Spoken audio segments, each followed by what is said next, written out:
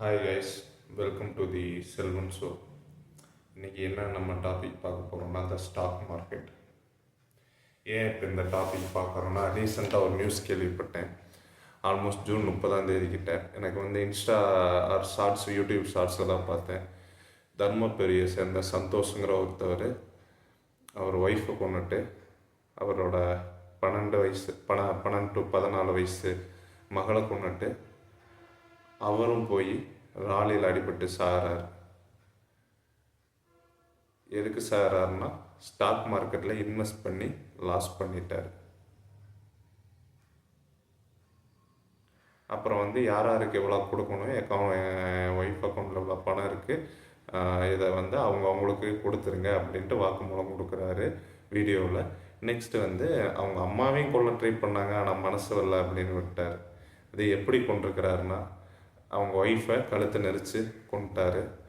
அவங்க பொண்ணு ஸ்கூல் விட்டு வந்தோடனே தலையாலே சுத்தியில் எடுத்து அடித்து கொண்டு இருக்கிறாரு. இவரும் இவங்களுக்காக தான் வாழ்ந்தேன், இவங்களுக்கு ஒன்றாச்சு, கடன் தொல்லையால் இவங்களும் பாதிக்கப்படக்கூடாது அப்படின்ட்டு இவரும் போய் லாரியில் விழுந்து செத்துட்டார். இதை கேட்டு ஷாக் ஆகிட்டு என்ன சொல்கிறதுனே தெரியல. நல்லா மெச்சூர்டான ஆள் தான். ஆல்மோஸ்ட் 45-2 லட்சத்துக்கிட்ட அக்கௌண்ட்டில் இருந்திருக்கு. அதை பார்த்தோன்னே இவ்வளோ பெரிய மனுஷன் ஏஜ்லேயும் நல்லா கொஞ்சம் middle class, upper middle class family மாதிரி தான் தெரியுது. ஒரு சரியான புரிதல் இல்லாமல் போய் மார்க்கெட்டில் பணத்தை போட்டு லாஸ் ஆகி கடன் ஆகி இறந்துட்டார். இது இப்போ மட்டும் நடக்கிறதில்ல, நிறைய டைம் நடந்திருக்கு. நிறைய பேர் இறந்துருக்குறாங்க. கேட்டால் ஸ்டாக் மார்க்கெட் அப்படிம்பாங்க. அதுவே ஒரு பயமும் வந்திருக்கும். ஸ்டாக் மார்க்கெட் ஒரு எஸ்கேபிசம், தப்பிச்சு வர்றதுக்கு, சீக்கிரமாக பணம் சம்பாதிக்கிறதுக்கு ட்ரேடு பண்ண லேர்ன் பண்ணிக்கிங்க. இதில் போட்டிங்கன்னா நீங்கள் ஒரே வருஷத்தில் உங்கள் பணம் டபுள் ஆயிரும். ட்ரேடு பண்ணால் நீங்கள் பெரிய கோடீஸ்வரன் ஆயிடுவாங்க அப்படின்னு பல பேர் சொல்லுவாங்க. உண்மையாலுமே ஸ்டாக் மார்க்கெட்னா என்ன, நான் லேர்ன் பண்ணிக்கிட்டேன்னா என்ன லேர்ன் பண்ணிக்கிட்டேன், அதை தான் உங்கள்கிட்ட இது ஆக்சுவலாக ஒரு அவேர்னஸ் வீடியோ தான். நான் செபி ரிஜிஸ்டர் அட்வைசரோ எதுவுமே இல்லை. அதையும் நான் உங்கள்கிட்ட சொல்லிடுறேன். எனக்கு தெரிஞ்சது, நான் வாழ்க்கையில் கற்றுக்கிட்டது, நான் யாரை பார்த்து கற்றுக்கிட்டேன் அப்படிங்கிறத அதையும் எப்படி அது டேஞ்சரா ரிஸ்கா அதையும் சொல்லிடுறேன். ஸ்டாக் மார்க்கெட் பார்த்தீங்கன்னா, நீங்கள் ஒன்றும் வானத்துலேருந்து குதிக்கிறது இல்லை, சரிங்களா? வானத்துலேருந்து நீங்கள் காசு 10,000 ரூபா போட்டிங்கன்னா 20,000 ரூபா எடுக்கலாம்லாம் நினைக்காதீங்க, தயவு செய்து நினைக்காதீங்க. அது 100ல் 1 பேர்த்துக்கு நடக்கும், சரிங்களா? முதல் ஸ்டாக் மார்க்கெட் பற்றி புக்கு, இது ஸ்டாக் மார்க்கெட் புக்கு இல்லை, உங்களுக்கு பேசிக்காக தெரியணும். எவனாச்சு ட்ரேடிங் பண்ணுறேன் அப்படின்ட்டு விளம்பரம் பண்ணான்னா, ஒன்ஸ் அப்பான் வால் ஸ்ட்ரீட், இந்த புக்கு பீட்டர் லிஞ்ச் எழுதுனது, இதை வாங்கி படிச்சுட்டு கேளுங்க. நீங்களும் வாங்கி படிங்க. அடுத்து பீட்டிங் த ஸ்ட்ரீட், இதுவும் பீட்டர் லிஞ்ச் எழுதுலாம், இதை படிச்சிட்டியான்னு கேளுங்க. லேர்ன் டு ஏர்ன், இதுவும் பீட்டர் லிஞ்ச் எழுதுலாம், இதை படிச்சிட்டியான்னு கேளுங்க. எவனாச்சு நான் பெரிய ஸ்டாக் மார்க்கெட் வெண்ணேன் அப்படின்னு சொன்னான்னா இதை 3 படிச்சிட்டியான்னு கேளுங்க.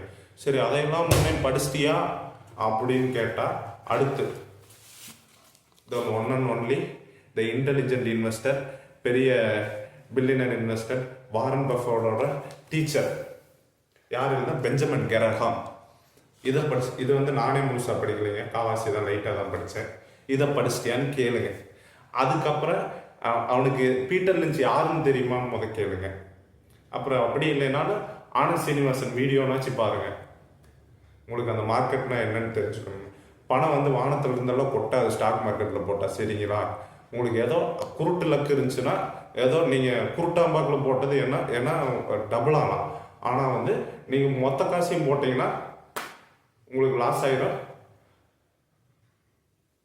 தலையில் முக்காடு போட்டு தான் போவீங்க. அதே மாதிரி டிவியில் சொல்கிறான், அவன் சொல்கிறான், இவன் சொல்கிறான்லாம் பார்த்துட்டு வாங்கினீங்கன்னா நீங்கள் லாஸ் தான்.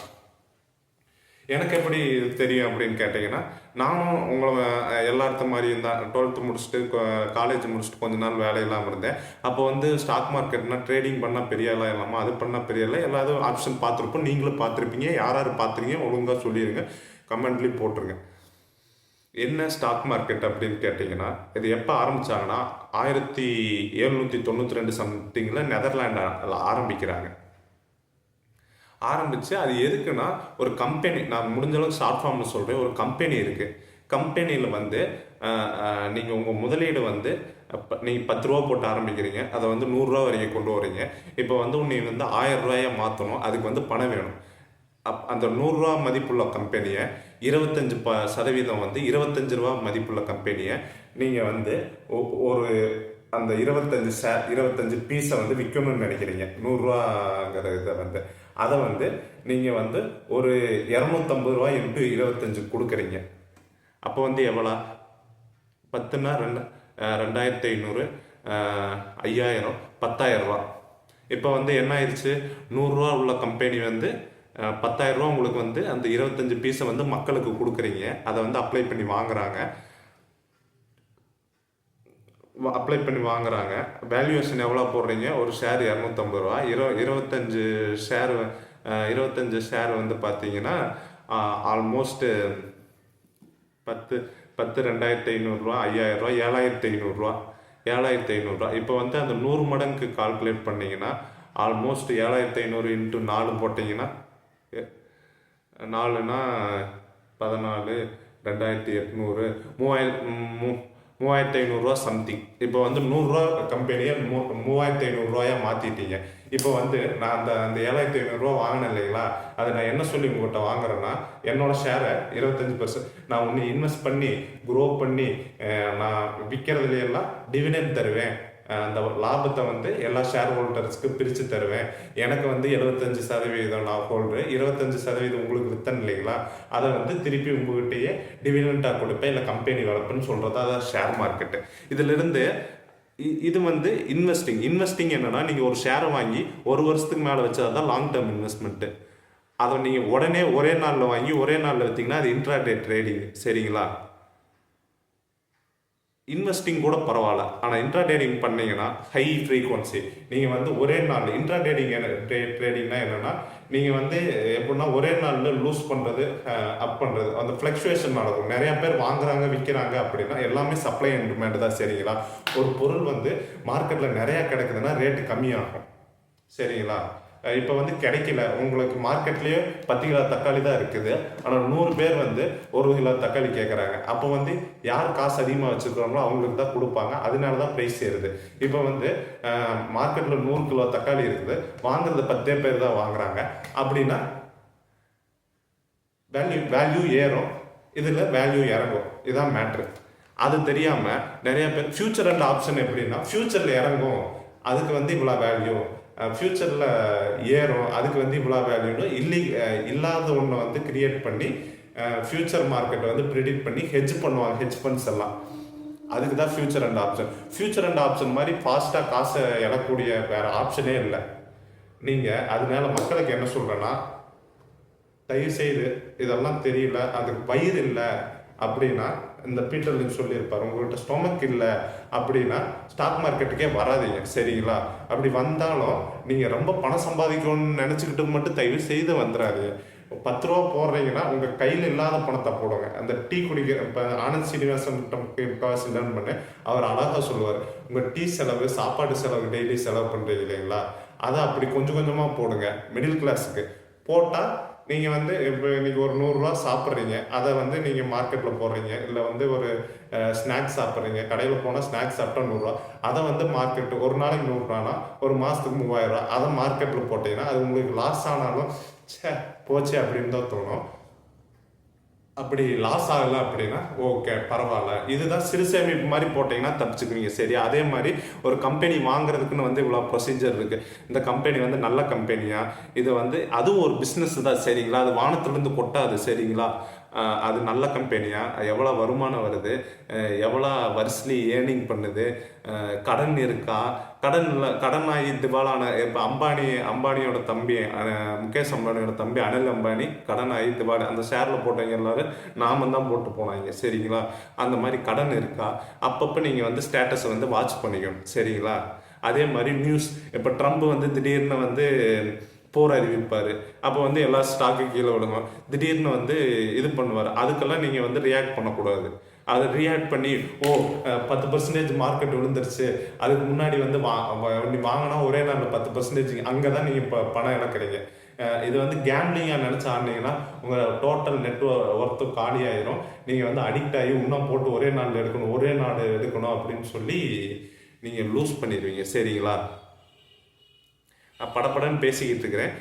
அதனால என்ன சொல்ல வரேன்னா, ஸ்டாக் மார்க்கெட்டுங்கிறத வந்து அது ஒரு பிஸ்னஸ் தான். நீங்கள் ஒரு ஷேரை வாங்குறீங்க, ட்ரேடிங்கே தயவு செய்து பண்ணாதீங்க. அது 1,00,000 ஒருத்தர் தான் அந்த ட்ரேடிங்கோட இதெல்லாம் தெரிஞ்சு இது பண்ணி லேர்ன் பண்ணுறாங்கன்னு சொல்கிறாங்க. ஆனால் வாரன் பஃபெட் கிட்ட போய் ட்ரேடிங்னு சொன்னீங்கன்னா செருப்பாலே அடிப்பார், செருப்பை சாணியில் தொட்டு அடிப்பார். அதனால ட்ரேடிங் பண்ணி சம்பாதிக்கலான்னு மட்டும் எப்பவுமே நினைக்காதீங்க.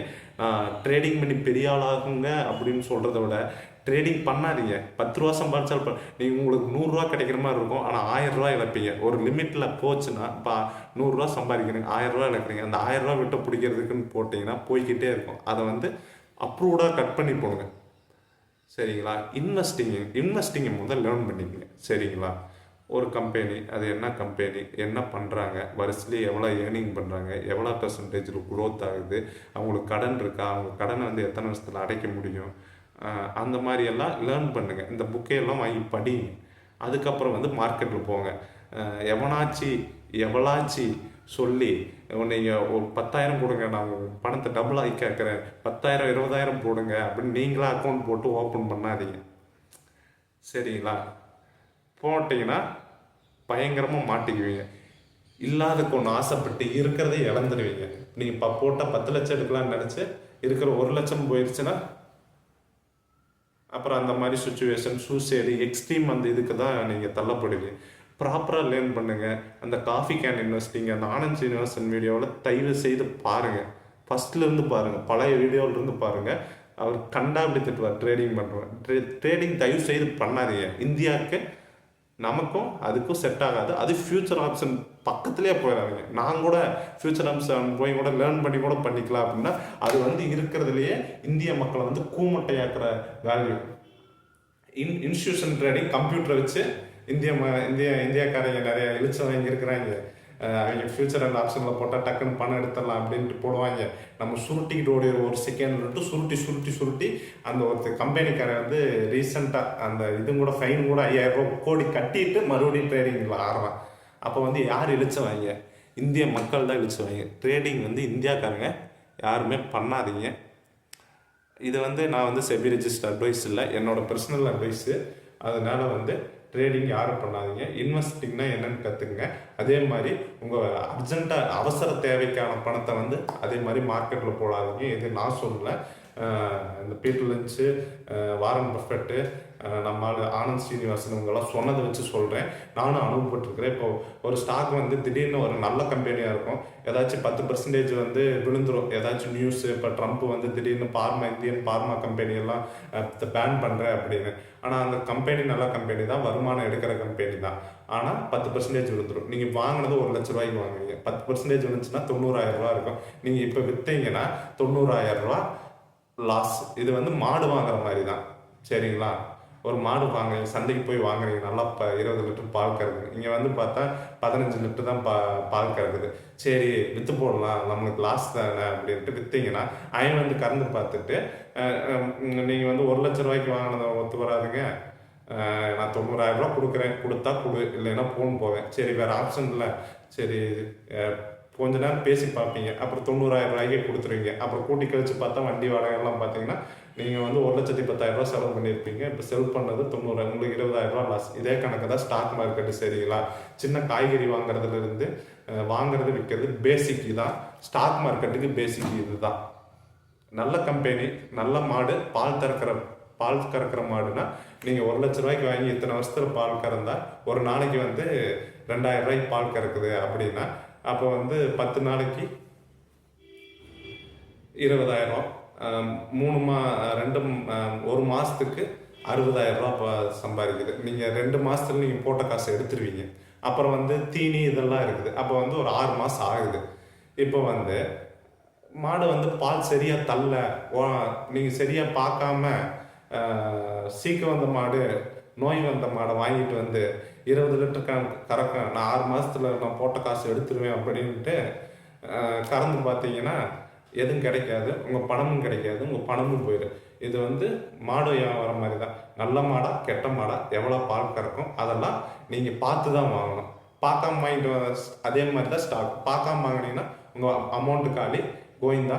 7 குண்டை வடலாம் கோவிந்தா. வியாபாரிகிட்ட போனால் சூப்பர் மாடுங்க, 50 லிட்டர் கறக்குங்க அப்படின்பா. அப்புறம் வந்து வீட்டில் வாங்கி கட்டினா தான் உங்களுக்கு தெரியாதோட நேர்த்தி எதுனான்ட்டு. அதே தான் எல்லாத்துக்குமே நடக்கிறது. அதனால இது வந்து நான் சிலதை காமெடியாக பேசுறேன்னு நினைக்காதீங்க. சீரியஸாக ஒரு ஆள் 45 வயசு ஆள், அவர் நிலமை புரியுது. கடன் வாங்கி கேம்லிங் மாதிரி அடிக்ட் ஆகி சரி இதை போட்டதை எடுத்துடலான்ட்டு அவர் எதுக்காக வாழ்ந்தார்? அவர் குழந்தைய கொண்டு விட்டார், இதை கொண்டார், அவரு செத்தார். ஒரு ஜென்ரேஷனே அழிஞ்சு போச்சு. சரிங்களா? ஒரு ஜென்ரேஷனே அழிஞ்சு போச்சு. அதனால தான் நான் இவ்வளோ இதாக சொல்கிறேன். சிலது காமெடியான சொல்கிற மாதிரி சொல்லியிருப்பேன், தப்பாக நினச்சிக்காதீங்க. ஸ்டாக் மார்க்கெட் தயவு செய்து ஒழுங்காக தெரியல, எவனாச்சும் சொல்கிறான் அவனாச்சும் சொல்கிறான் அப்படின்னு தயவு செய்து போகாதீங்க.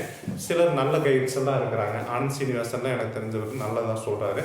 அதே மாதிரி இந்த 3 புக்கு 4 புக்கையும் வாங்கி படிச்சுட்டு புரியுதான்னு பார்த்துட்டு அதுக்கப்புறம் வந்து ஒரு 100-200 நான் சொன்ன உங்களுக்கு தேவைப்பட டெய்லி சாப்பாடு தம்முக்கு செலவு பண்ணுறீங்க, இல்லை சரக்கு வாங்கி அடிக்கிற அந்த காசு மட்டும் போடுங்க. அந்த காசு வந்து லாஸ் ஆனாலும் உங்களுக்கு வருத்தம் இருக்காது, ஜெயிச்சாலும் டபுள் ஆனாலும் உங்களுக்கு கெயின். அது ஒரு இன்வெஸ்ட் மாதிரி வச்சு இருக்கிற பேங்க் அக்கௌண்ட்டை வலிச்சு கொண்டு போய் நான் டெவலப் ஆகிறேன் அப்படின்ட்டு போட்டிங்கன்னா உங்களுக்கு ஆபத்து. அப்புறம் ஆண்டவன் நினச்சாலும் உங்களை காப்பாற்ற முடியாது, ரஜினி சொன்ன மாதிரி. அதான் உண்மை. என்னோட ஆதங்கத்தை சொல்லிட்டேன். அதுக்கு மேலே நான் படப்படன்னு பேசிட்டேன். உண்மையை வந்து அதை கரெக்ட் பண்ண ட்ரை பண்ணிக்கிறேன். Selvan show like share subscribe பண்ணுங்கள். நான் செபி ரெஜிஸ்டர் அட்வைஸில் இது வந்து ஒரு அட்வைஸ் வீடியோ தான், அவேர்னஸ் வீடியோ தான். இந்த மாதிரி ஸ்டூப்பிட்டாக மார்க்கெட்டில் சம்பாதிக்கலன்னா பரவாயில்ல, கஞ்சி வச்சு குடிச்சு இருக்கிற 1 லட்சத்தை வச்சு 1 லட்சமோ 50,000மோ அதை இருக்கிறத பாதுகாத்தீங்கனாலே போதும். அதையும் சொல்லிடுறேன். நன்றி, வணக்கம்.